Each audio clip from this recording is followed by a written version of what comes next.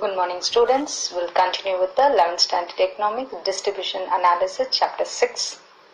In that next topic is that Keyne's liquidity preference theory of interest or a monetary theory of interest.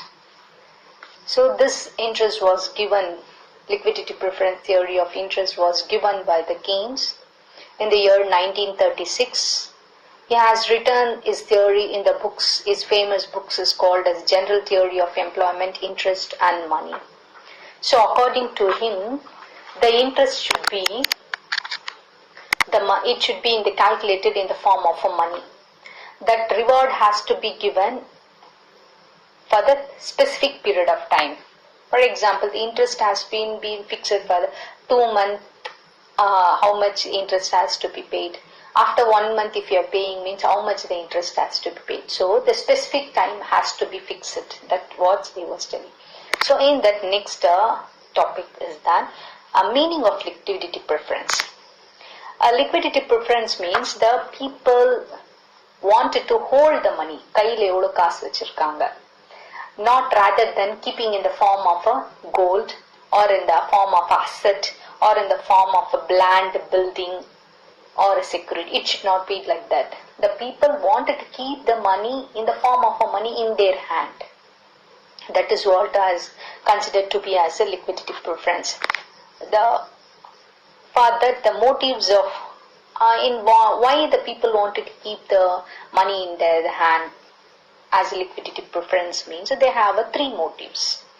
First one is that transactive motive. Transactive motive means the people will hold the money, keep the money to meet the day-to-day activities. What are the day-to-day activities they wanted to meet per today? They will, in their salary, they keep it as this may be depend upon their income. If the income is increases means day-to-day activity money holding also will be more. If the income is less means that day-to-day activity the money holding also will be less. Next one is a precautionary motive. Precautionary motive in the sense the people will hold the money for something suddenly anything happens, accidents or fire accidents or sickness, anything happens. To meet all this, they will keep some money in the form of money in their hand. That is called as a precautionary motive. Next is a speculative motive. Speculative motive in the sense the people will hold the money according to the interest rate. That means future anything can be happen. The interest also increases or decreases depending upon that the people will keep the money in their hand. For example, if I keep my amount in the bank means my interest rate is more means I'll keep in the bank. Instead of keeping the money in my hand, there is no use at all. So, no use in the sense the money won't be increasing. If I keep in the bank means interest will come. So if interest is more means I'll be interested to, I'll be favored to keep in the bank. If the interest rate in the bank is less means I'll be thinking why I have to keep in the bank, better to keep in my hand or I have to invest in something else I'll keep.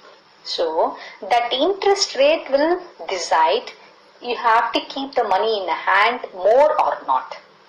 So that is what is called as a speculative motive. Next is a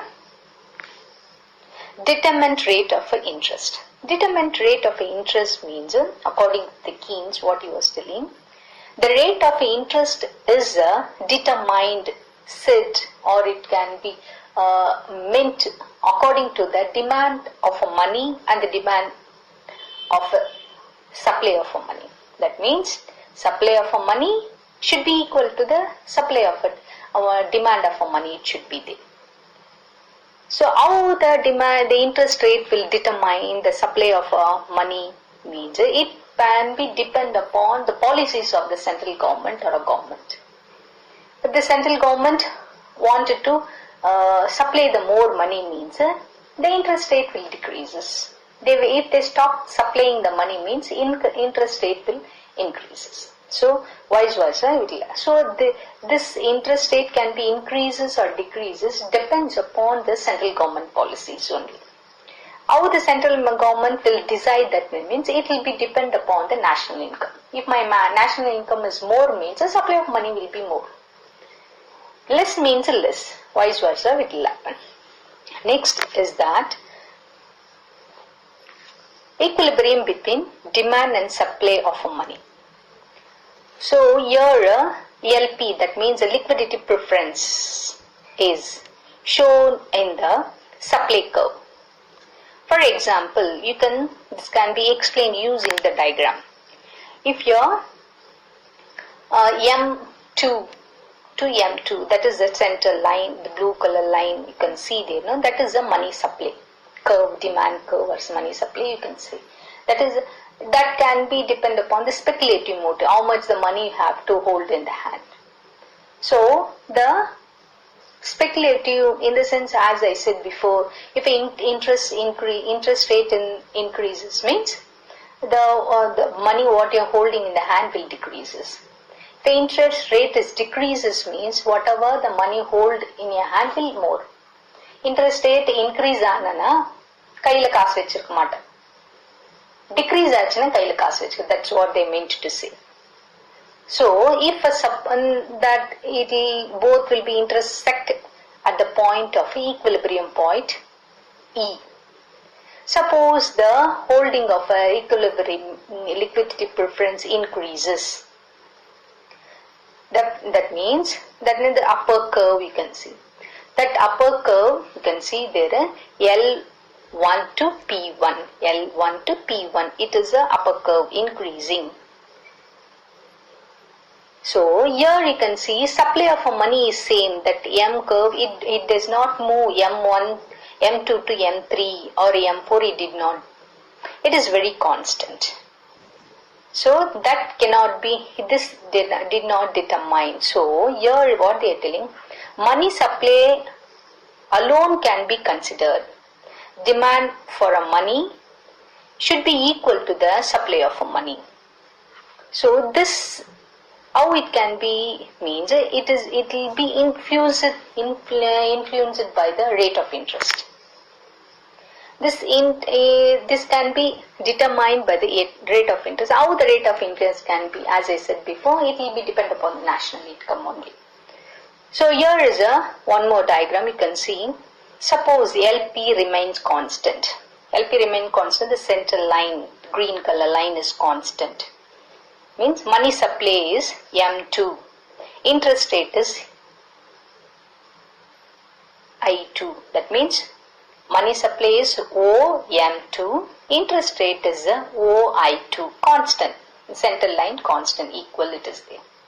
Suppose money supply OM2 decreases OM3. That means blue color line. First line if it decreases. Means interest rate and now how the interest rate will be means OI2 to OI3 increase ஆயிடும். Money supply if it's a decreases na interest rate increase ஆயிடும்.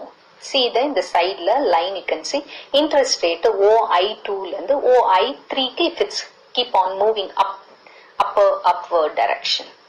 Suppose the supply of money is OM2 to OM4. OM2 to OM4 increases. Supply of money ஜாஸ்தி ஆச்சுனா increase ஆச்சுனா அப்ப interest rate what will become means OI2 to OI4. அப்ப மேல இருந்து நடுவுல இருந்து கீழ வருது. You can see in that curve decreases down, moves down, interest rate decrease ஆயிடும். So what they wanted to tell is that if a supply of money decrease ஆனா interest rate increase ஆகும். Supply of money increase ஆச்சுனா interest rate decrease ஆகும். Vice versa, opposite direction. Supply of money interest rate opposite direction ல தான் move ஆகும். That's what they wanted to tell here. See, this theory has some criticism. So here Keyne he did not explain the future what is happens if it increases what is that and all he says, but what is presently in the market what is going on. What is the present rate of interest, he did not explain. Second one is he was explaining only about the short term. He did not explain the long run. So these are all about the liquidity preference theory of the interest propounded by the Keynes. Thank you.